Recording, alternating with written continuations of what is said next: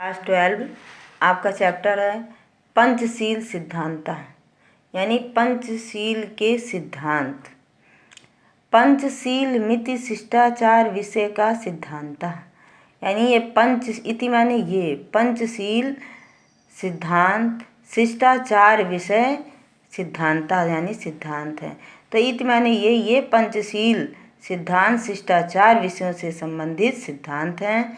महात्मा गौतम बुद्धा एतान पच्चापि सिद्धांतान पंचशील मिति नामना स्वशिष्यान शास्ति स्म।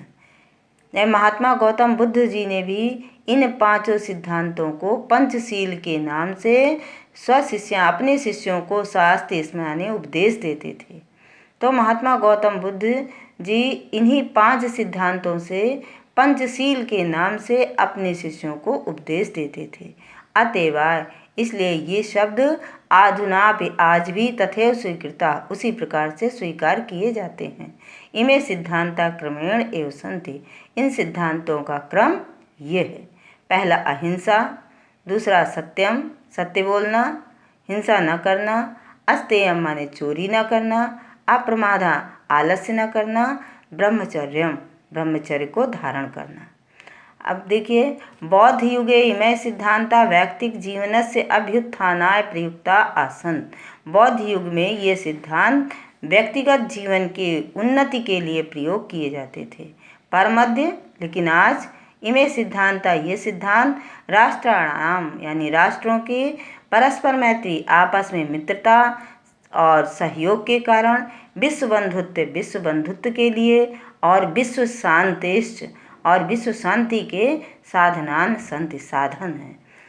तो परमध्य आज भी ये सिद्धांत राष्ट्रों के परस्पर मित्रता सहयोग के कारण विश्व बंधुत्व के लिए और विश्व शांति के साधन हैं। राष्ट्रनायकस्य श्री जवाहरलाल नेहरू महोदयस्य प्रधानमंत्रित्व काले चीन देशेन सह भारतस्य मैत्री पंचशील सिद्धांतान अधिकृत्य एव अभवत्। राष्ट्रनायक श्री जवाहरलाल नेहरू महोदय के प्रधानमंत्रित्व काल में चीन देश के साथ भारत की मित्रता के लिए इन्हीं पंचशील सिद्धांतों के आधार पर ही मित्रता की गई थी। तो राष्ट्रनायक श्री जवाहरलाल नेहरू महोदय के प्रधानमंत्रित्व काल में चीन देश के साथ भारत की मित्रता के लिए इन्हीं पंचशील सिद्धांतों के आधार पर हुई। यह तो ही उभावपि देशो बौद्ध धर्मे निष्ठावंतो। यह तो माने क्योंकि उभावप माने ये दोनों देश बौद्ध धर्म में निष्ठावंतो माने निष्ठा रखते थे, विश्वास रखते थे। तो क्योंकि ये दोनों देश बौद्ध धर्म में विश्वास रखते थे। आधुनिक जगत पंचशील सिद्धांता नवीनम राजनैतिकम स्वरूपम गृहीतवन्तु। आधुनिक जगत में भी इन्हीं पंचशील सिद्धांतों ने नए राजनीतिक स्वरूप को ग्रहण कर लिया है। आधुनिक जगत में भी यानी आजकल भी इन्हीं पंचशील सिद्धांतों ने नए राजनीतिक स्वरूप को ग्रहण कर लिया है। एवं च व्यवस्थिता, ये इस प्रकार से व्यवस्थित हैं।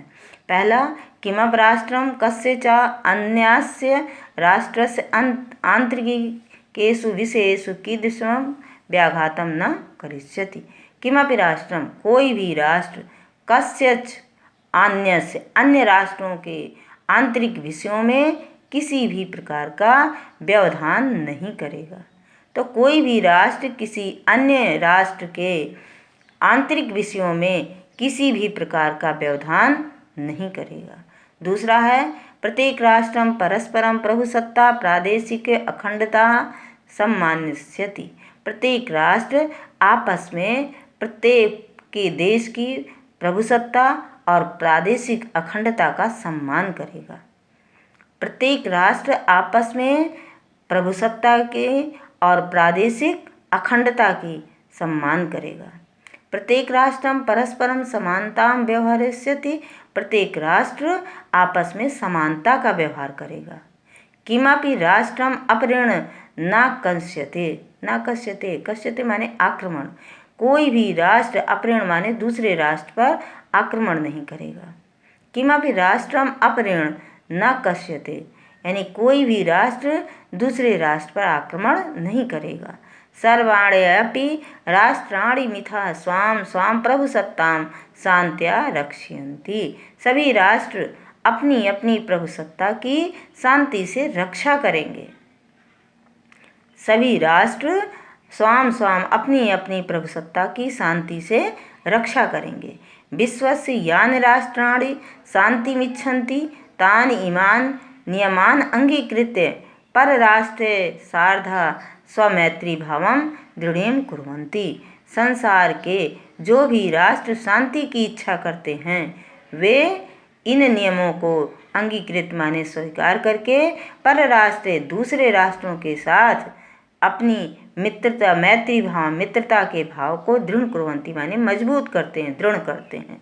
तो विश्व संसार के जो भी राष्ट्र शांति की इच्छा करते हैं वे इन नियमों को स्वीकार करके दूसरे राष्ट्रों के साथ अपनी मित्रता को मजबूत करते हैं।